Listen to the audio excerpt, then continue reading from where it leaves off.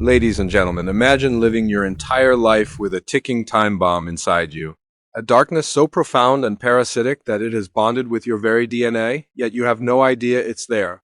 You walk, you talk, you love, and you struggle, all while a monster sleeps beneath your skin, waiting for the moment to wake up. This is not just a ghost story.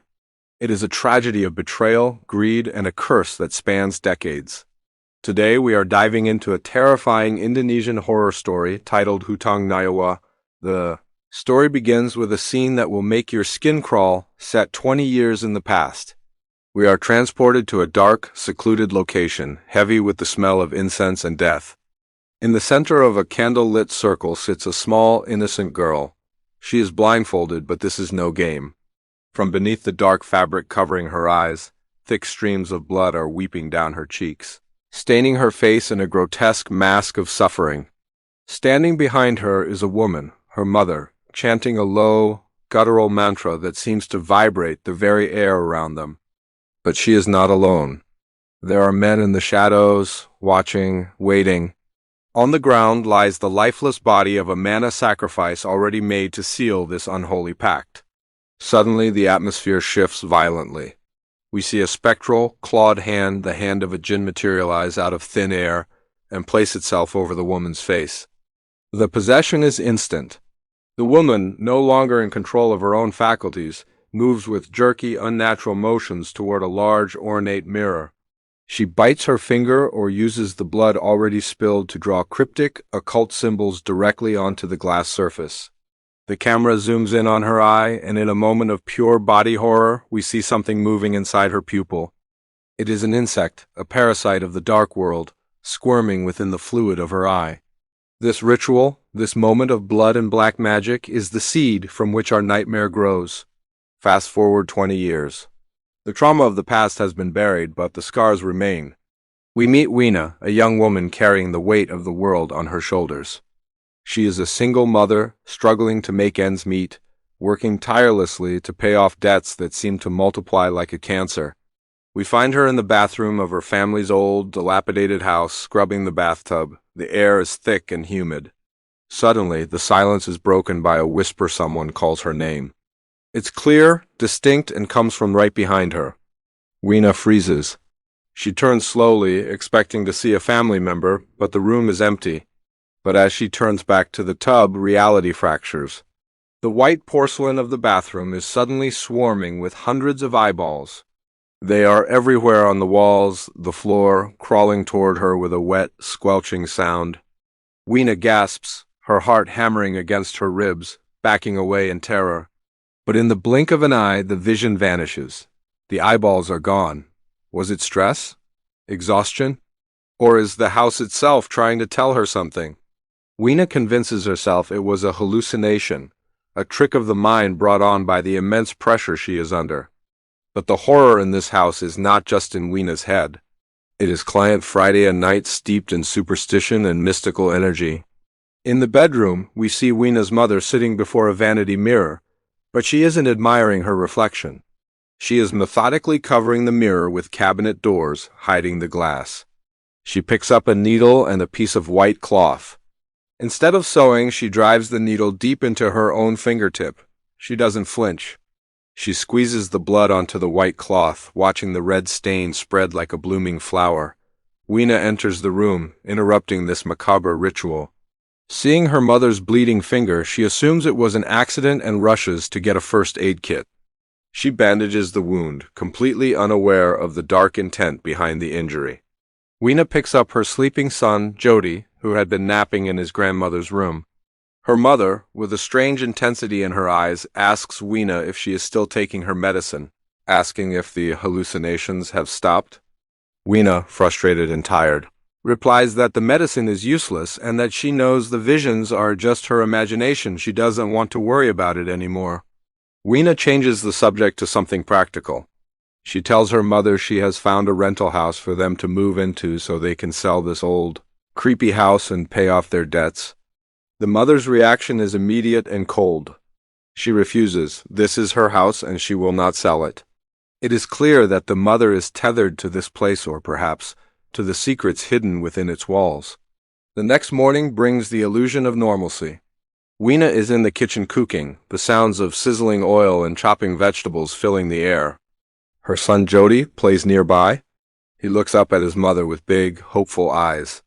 He tells her that all his friends are going to the beach today with their mothers.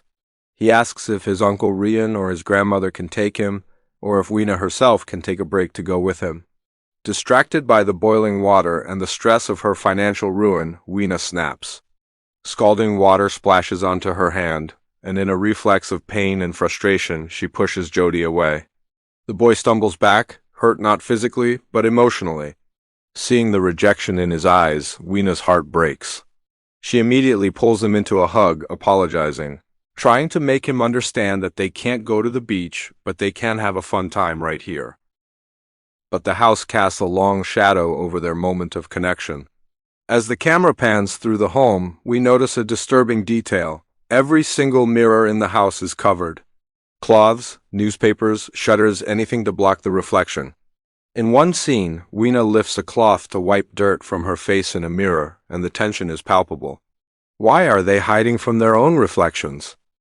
At the dining table, the source of much of Wina's misery sits eating breakfast. Her brother, Rian. Rian is a gambler, a man who has leeched off his family and plunged them into debt. The tension between siblings is thick. Suddenly, aggressive banging on the front door shatters the morning calm. It's a group of thugs, debt collectors, looking for Rian. Rio, coward that he is, tells the thugs to talk to his sister, expecting Wina to clean up his mess yet again. But Wina is drowning in her own debts. She ignores Rian, ignores the thugs, and grabs Jody. They sneak out the back door, fleeing their own home like fugitives. As she walks through the neighborhood, Wina desperately tapes a house for sale poster onto a wall. She prays for a buyer, for a way out. But as soon as she turns the corner, a mysterious man steps out from the shadows. He looks at the poster, rips it down, and pockets it. He has been watching her. Wina drops Jody off and heads to her job, hoping for her paycheck to solve at least some of her problems. But the factory boss has bad news. Because of her previous loans, her salary has been deducted to almost nothing. She is left with pennies. Desperate, she begs for another loan, but she is rejected. Her financial lifeline has been cut. Defeated, Wina goes to her second job in a hotel kitchen. She brings Jody with her, telling him to play outside while she works. Jody, bored and lonely, kicks a ball around the back alley of the hotel. Suddenly, a chilling sound cuts through the air, a sharp, melodic whistle. We see the mysterious man from earlier standing nearby. Jody looks up and then a scream rips through the alley. Wina drops everything and runs outside. The scene she finds is horrifying. Jody is writhing on the ground, covered in scalding hot oil. It's a freak accident, or was it? The mysterious man is gone. Wina is paralyzed with panic, her son's skin blistering before her eyes. Later, back at the house, the situation is dire. Jody is in the hospital and the medical bills are going to be astronomical. Wina is pacing, terrified. She notices one of the mirror covers has slipped, exposing the glass. She rushes to cover it again, a compulsive need to hide from the reflection. Rian comes home, still glued to his phone, begging someone for more gambling money. Wina snaps. She snatches the phone from his hand and screams at him. She tells him Jody is hurt, badly, and accuses him of stealing their mother's savings money that could have saved Jody. Rian, intoxicated and defensive, sneers at her. He tells her she's a failure of a mother, that she can't even protect her own child. The argument turns physical. Wina slaps him. Rian slaps her back. The toxicity in the house is suffocating. Then, the paranormal activity erupts. Rian's phone rings. Wina picks it up. Silence. Her own phone rings. Silence. The landline begins to scream, then the clocks. Every alarm clock, every wall clock in the house starts chiming and buzzing at once, a deafening symphony of chaos. Wina covers her ears, terrified. Suddenly, the door to the mother's room opens. As soon as the mother steps out, the noise stops instantly. Silence returns, but then a knock at the door. Wina opens it to reveal the mysterious Mandarmono. He acts as if he is an old friend. Wina's mother seems to be expecting him. Wina brings him a cup of tea, boiling hot. To her shock, Darmono picks up the scalding cup and downs it in one gulp, unblinking, unburned. This man is not normal. Darmono claims to know their father. He says he used to work with him on a big project years ago, a project their father walked away from. He mentions that he saw the house for sale poster and knows they are in financial ruin. He makes an offer. He owns a batik factory deep in the forest and he needs workers. He offers a huge sum of money, an advance that could pay off their debts and cover Jody's surgery. But there is a condition. One of the children, Wina or Rian, must come to work at the factory to pay off the debt. Rian, seizing the opportunity to save his own skin, immediately volunteers Wina. He tells her she has to go to pay off his debts. Wina refuses, saying she needs to be with her injured son. In a moment of cruel betrayal, the mother takes the stack of cash Darmono offers. She looks at Wina and tells her that Jody is a bastard child, a mistake Wina made, and therefore Wina's responsibility. Wina is cornered, betrayed by her brother and mother. She has no choice. She agrees. The next morning, Darmono drives Wina to a remote location. The car stops at the edge of a dense forest. He points down a path and tells her she must walk the rest of the way. As Wina walks through the village leading to the factory, she feels thousands of eyes on her. The villagers watch her with a strange, predatory intensity. She arrives at the factory gates, a large, imposing compound hidden from the world. Inside, she meets the managers Elias and Emak. Elias seems friendly on the surface. He explains the history of the factory, mentioning that her father was once a partner here. Wina is confused. She barely remembers her father, who disappeared when she was 7. Elias feigns sympathy, telling her to work hard and she will be fine. But the rules here are strict. Rule number 1, no phones. Wina protests. She needs to call the hospital to check on Jody. Elias is firm. He takes her phone, locking it away, promising she can use the office landline if there is an emergency, but insisting there is no cell signal here anyway. Wina is now isolated from the outside world. While Elias is giving her the tour, Wina notices a worker in the background. Suddenly, traditional Javanese gamelan music blasts over the loudspeakers. Wina turns to look at the worker, but he has vanished into thin air. Elias explains the most important rule. Whenever this music plays, the workday is over. Everyone must leave the factory floor immediately and go to the worker hostels. Wina is shown to her room in the hostel. It's a bleak, concrete dormitory. Inside she finds 4 beds. One is occupied by a sleeping girl. Another girl, Tri, sits on her bed, weeping softly. As soon as Tri sees Wina, she gets up and runs out of the room without a word. Confused and exhausted, Wina decides to take a shower. She enters the communal bathroom. As she stands before the bathtub, she doesn't notice the dark, shadowy figure looming behind her. She turns on the tap, but the water in the tub begins to bubble. It churns violently, turning into boiling liquid. Suddenly, a hand shoots out of the boiling water. It's a small hand, Jody's hand. She hears her son screaming for help, drowning in the scalding heat. Wina screams and stumbles back. The vision vanishes. The water is calm. Terrified, she grabs her things and runs back to the room, passing through hallways that seem to be crowded with invisible, whispering spirits. The next morning, Wina tries to settle in. Tri, the girl who was crying, approaches her and gives her a locker key. Wina asks about the girl sleeping in the other bed. Is she going to wake up? Tri looks at her with a puzzled expression and walks away. When Wina looks back at the bed, it is empty. The sheets are flat. There was never anyone there. Wina realizes she is seeing ghosts. Tri explains the grim reality of their situation. Everyone here is working off a debt. The money their families received is the chain that binds them. They cannot leave until the debt is paid. But the system is rigged.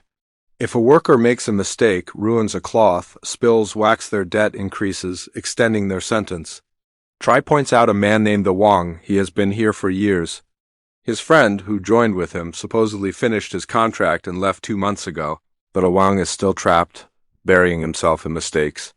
Elias gathers the workers for an announcement. He reminds them of the competition. Every month, the factory selects the best employee, the prize. A transfer to the city branch in Tuban with a salary 3 times higher than what they earn here. It is the only real ticket out. The workers listen with desperate hope in their eyes. Wina begins her work. It is grueling, precise labor applying hot wax to fabric to create batik patterns. On her first day, she struggles. Her hands shake. She asks Try for help. While Try teaches her, Wina sees a man working behind them. She blinks and he is gone. Startled, she accidentally touches the hot wax, burning her hand. The factory is haunted, every corner filled with the residual energy of those who came before. At the end of the shift, the music plays. Panic sets in as everyone rushes to leave. Wina is packing up when a door behind her creaks open. A demonic voice whispers her name from the darkness. She starts to walk toward it, entranced. Don't go there. Awang shouts from behind her. Wina spins around. Awang warns her that hearing voices is dangerous here. When Wina looks back at the door, it is shut tight. That night, thirst drives Wina to break the rules. Try had warned her never to leave the room at night, but Wina needs water. She creeps down the hallway. She passes a room and unknowingly walks right by a ghost with a slit throat standing in the doorway. She reaches the water dispenser. As the water fills her bottle, it turns a deep, swirling red. Blood. She takes a sip and spits it out. It tastes of iron and rot. She looks into the transparent water tank of the dispenser. Floating inside is a severed human head, its hair swirling in the water. The head's eyes open. It speaks to her, the mirror. Look at the mirror! Wina drops the bottle and flees, her heart pounding out of her chest. The next day, the pressure mounts. Wina drops a bucket of dye a mistake. Her debt increases. It is inspection time. The workers present their cloth to Elias and Amak. A pregnant worker named Iron presents her work. It is flawed. Amak grabs her and drags her away for punishment. The fear in the room is tangible. Wina notices Raytree, another worker, looking desperate. Raytree wants to win the transfer to Tuban to see her younger siblings. Wina sees an opportunity. She pulls Raytree aside and proposes a deal. Wina will work double shifts in secret. She will give her finished cloths to Raytree to submit. This ensures Raytree wins the competition and gets transferred. In exchange, Raytree must give Wina her first month's triple bonus cash Wina desperately needs for Jodie's surgery. Raytree agrees. They begin their conspiracy. Wina works tirelessly, sneaking extra claws into Raytree's basket. During one session, Wina hallucinates again. She hears Jodie screaming. Looking down, she sees the hot wax she is pouring isn't landing on cloth, it is landing on Jodie's stomach, burning him. She screams, but the vision clears, it is just cloth. The guilt of leaving her son is driving her mad. Determined to secure the win for Raytree, Wina sneaks into the factory floor late at night to work alone. The factory is a tomb at night. As she applies wax, drops of fresh blood splash onto the white fabric from the ceiling. She looks up, and the severed head falls from the rafters, landing on her table with a wet thud. It screams at her. Wina shrieks, alerting the security guards. She grabs her stuff and runs. Amak and the guards enter, chanting a mantra to locate the intruder. Wina hides in Ilias's office, holding her breath. In the office, illuminated by moonlight, she makes a discovery. The mirrors here are covered, just like at her mother's house. On the wall, she finds a photograph. Elias, Amak, Darmono, and her parents, they were all partners. She also finds a chart. It lists names of workers in groups of 3. Many are crossed out. It looks like a sacrifice list. The office phone rings, shattering the silence. Wina silences it frantically. She remembers her confiscated phone. She rummages through the desk drawers and finds it. She tries to turn it on, but the room plunges into darkness. A shadow figure blows out the lamp. When Wina relights it, she sees Iron, the pregnant worker, standing in the corner, sobbing. Wina approaches her to help. Iron looks up, her face as a monstrous, twisted visage of demonhood. Iron lunges at her. Wina wakes up gasping. It was a nightmare. But the horror isn't over. She feels a wet, slimy sensation on her legs.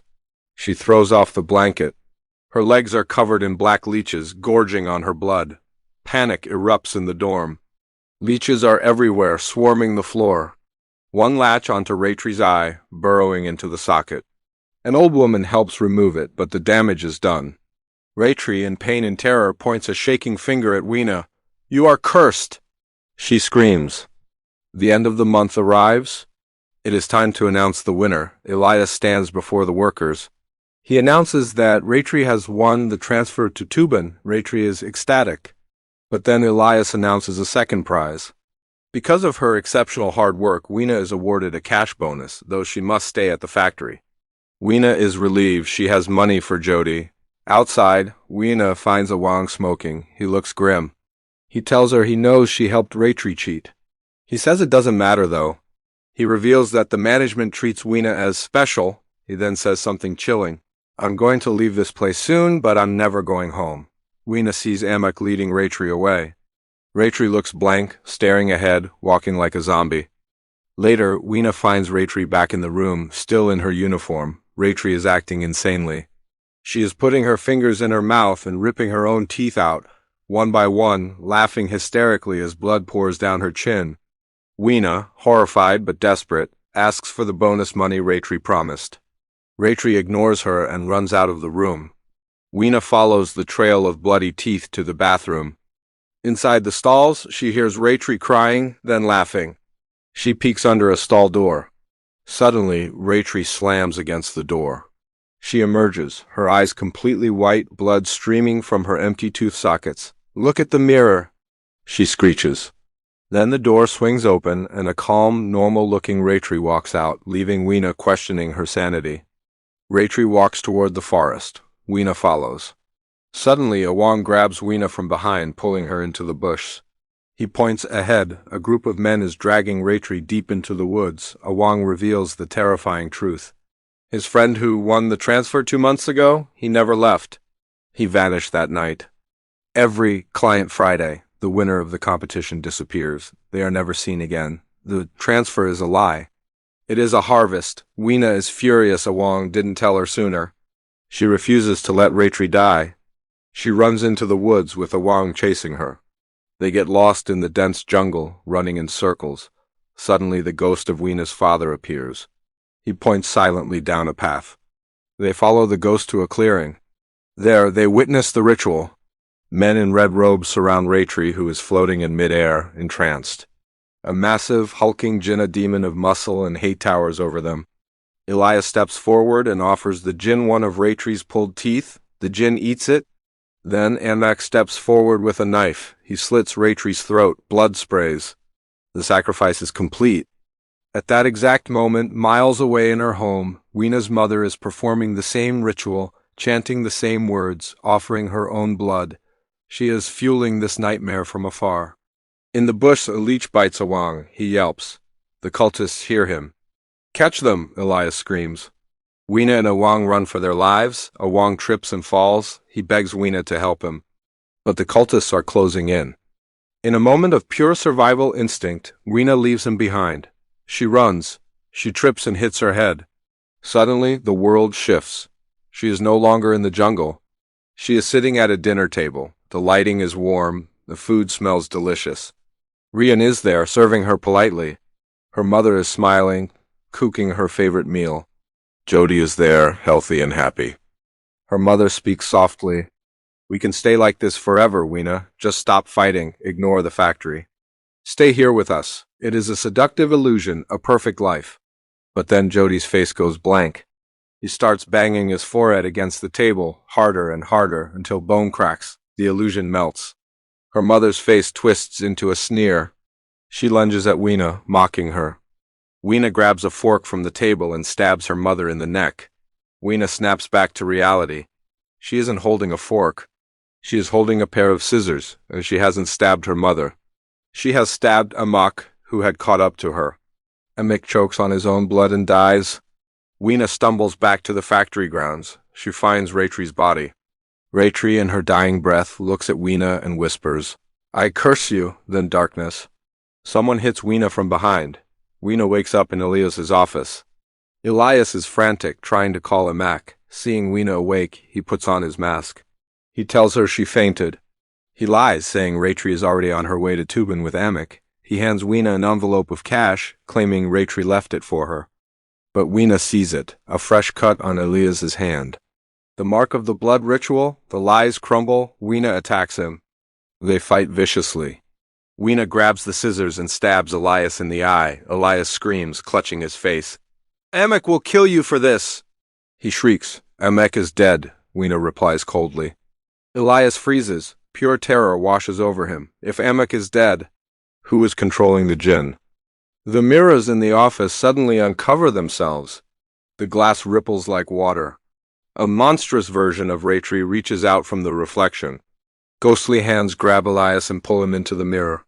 His body is torn apart as he is dragged into the spirit world.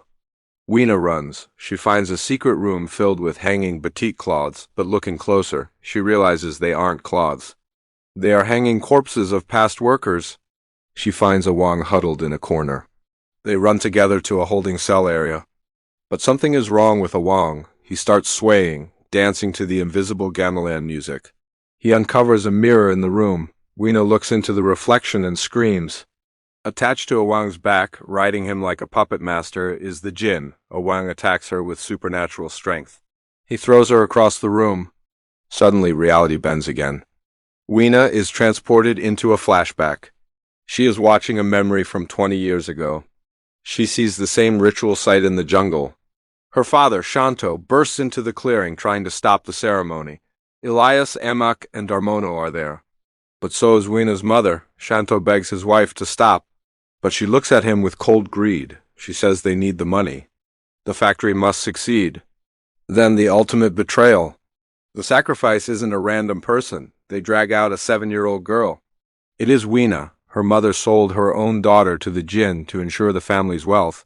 Shanto fights them, but Emek slits his throat. As the ritual completes, the jinn doesn't eat Wina, it enters her. The flashback ends. Wina realizes the truth. The jinn has been inside her body for 20 years. That is why she sees spirits. That is why she is special. She is the vessel. Back in the present, the possessed Awang pins her down. He raises a knife, but suddenly his face changes. He looks like Jody. He cries, "Mommy, don't kill me." Wina hesitates. But then Jody's face morphs into a demon. It attacks her. Wina realizes something. The jinn is protecting her because it needs her body to survive.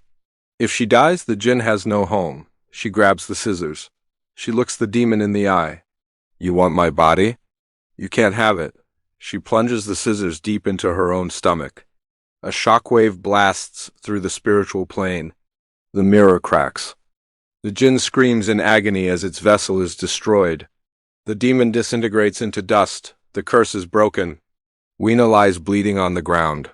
The spirit of her father appears one last time. He smiles, proud of her, and fades away into the light.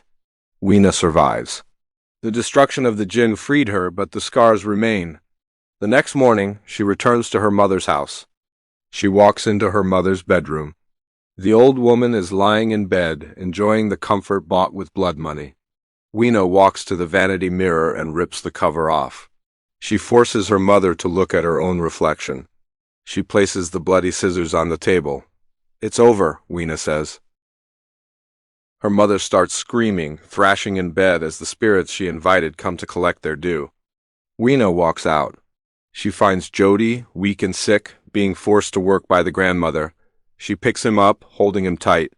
"We are leaving," she whispers. "We are never coming back," but evil never truly dies. In the final scene, we see Darmono. He is sitting in a cafe with a young, wealthy couple. He smiles his charming, fake smile. "I have a business proposition," he says. "It will bring you great wealth. All it costs is a small sacrifice." He laughs and the screen fades to black. This is the story of Hutang Nyawa, a reminder that the price of greed is always paid in blood, and sometimes the monsters we fear are the ones we invite into our own homes.